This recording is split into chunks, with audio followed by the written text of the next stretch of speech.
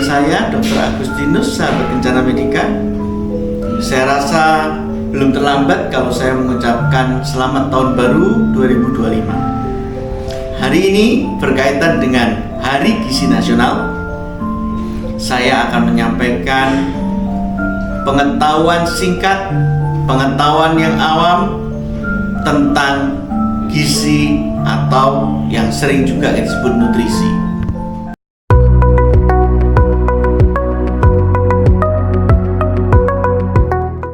Tema Hari Nutrisi Nasional 2025 adalah nutrisi untuk masa depan.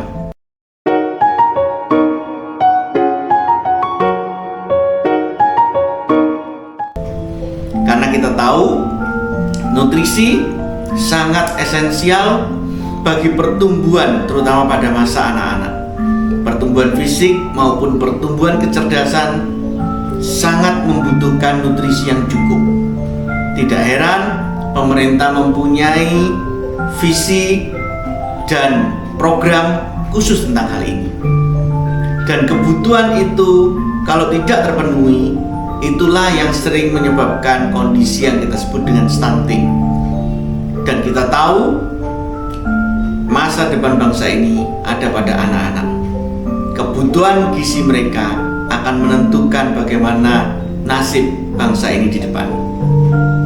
Nutrisi adalah suatu senyawa, substansi yang dibutuhkan tubuh kita, yang harus kita dapatkan melalui pola konsumsi kita, yang bertujuan untuk menghasilkan energi, menyokong pertumbuhan, memelihara sel, dan juga untuk memelihara tubuh kita supaya tidak cepat menua.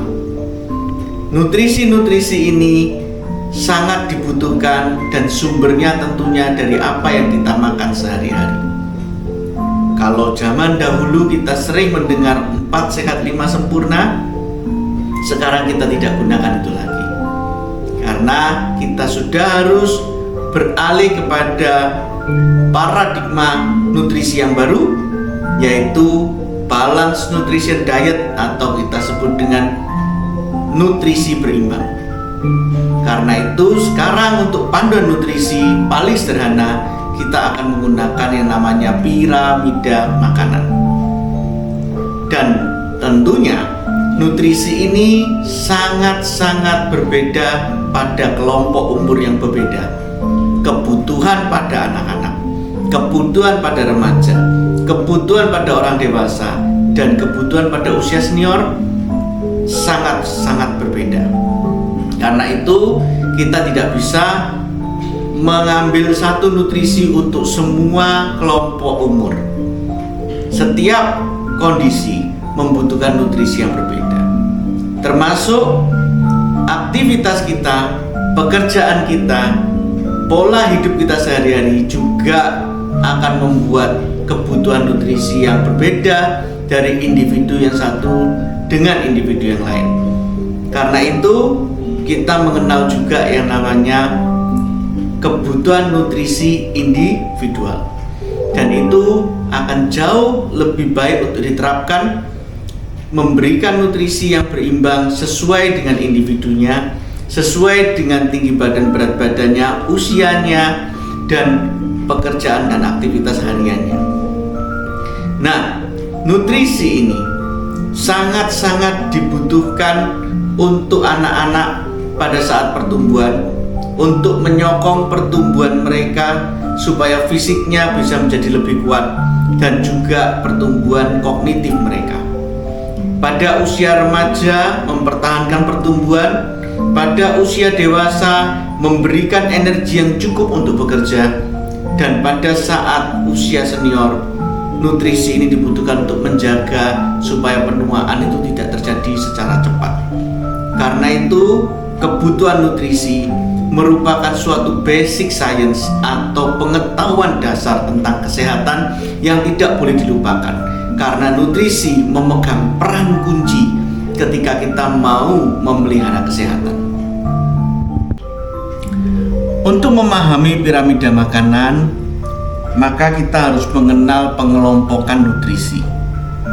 Piramida berbentuk dasarnya lebar dan kemudian semakin ke atas semakin mengerucut.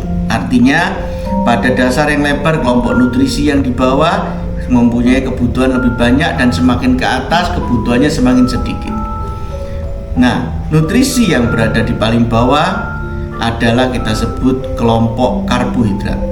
Nutrisi ini memang sangat bermanfaat untuk menghasilkan energi. Energi kita pakai untuk aktivitas sehari-hari.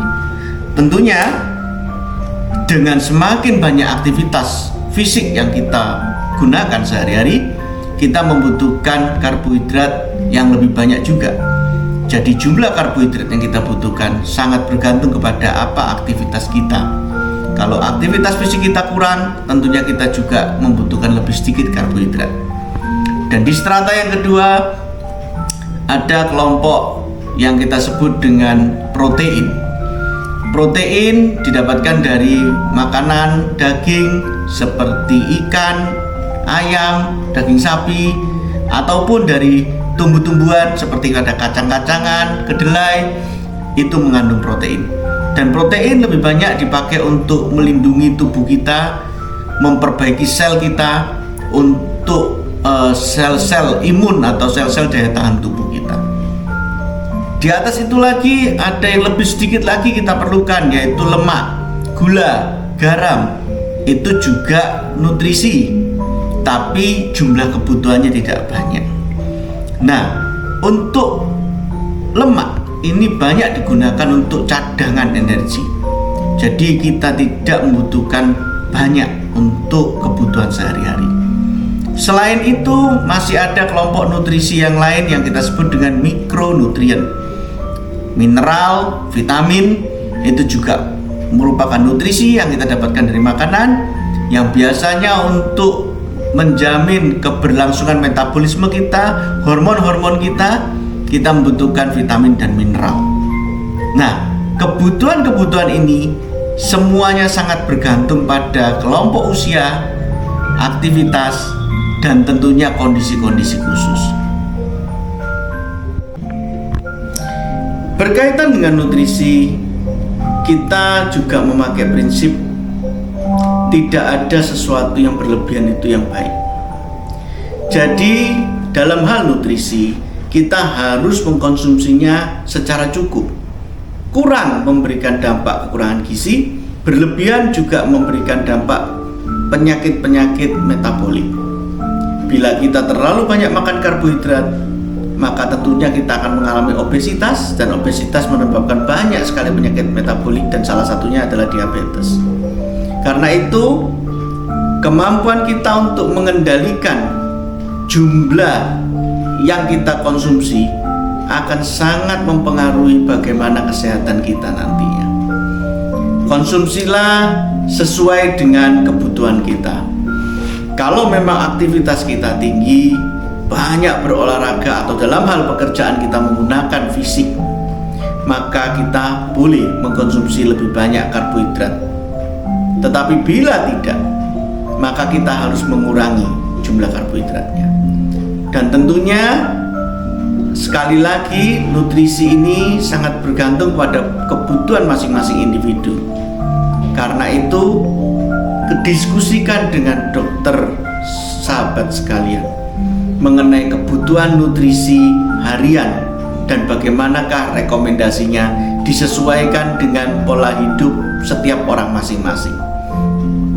Karena ketika kita mempunyai kondisi tertentu, berada pada usia tertentu, dan mempunyai aktivitas fisik tertentu, kemungkinan kita harus mengkonsumsi nutrisi-nutrisi yang bisa saja sangat berbeda dengan orang lain yang mempunyai kondisi yang berbeda.